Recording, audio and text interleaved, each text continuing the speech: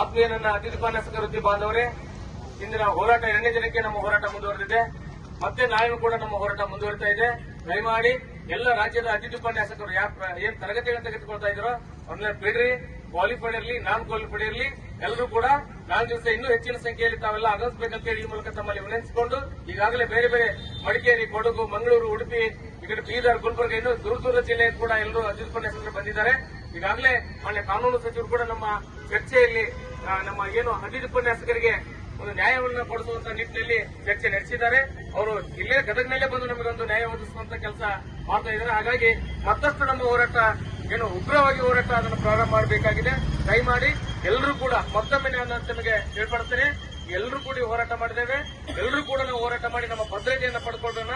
ದಯವಿಟ್ಟು ಕ್ವಾಲಿಫೈಡ್ ನಾನ್ ಕ್ವಾಲಿಫೈಡ್ ಅಂತಕ್ಕಂಥ ಭೇದ ಬಿಟ್ಟು ಎಲ್ಲರೂ ಕೂಡ ಮತ್ತೆ ನಾಳೆ ಸರಿಯಾಗಿ 10 ಗಂಟೆಗೆ ಈ ಗದಗ ಜಿಲ್ಲಾಡಳಿತ ಮುಂದೆ ಆಗಮಿಸಬೇಕಂತ ಈ ಮೂಲಕ ತಮಗೆ ವಿನಂತಿಸಿಕೊಂಡು, ದೂರದಿಂದ ಬರುವಂತಹ ಎಲ್ಲ ಉಪನ್ಯಾಸಕರಿಗೆ ಏನು ವಸತಿ ಏನು ವ್ಯವಸ್ಥೆಯನ್ನು ಕೂಡ ಮಾಡಲಾಗಿದೆ. ದಯಮಾಡಿ ಎಲ್ಲರೂ ಕೂಡ ಈ ಹೋರಾಟದಲ್ಲಿ ಪಾಲ್ಗೊಂಡು ಈ ಹೋರಾಟವನ್ನು ಯಶಸ್ವಿಗೊಳಿಸಬೇಕಂತ ಹೇಳಿ ಈ ಮೂಲಕ ಮತ್ತೊಮ್ಮೆ ತಮ್ಮಲ್ಲಿ ವಿನಂತಿಸಿಕೊಳ್ತೇನೆ. ಜೈ ಭುವನೇಶ್ವರ್.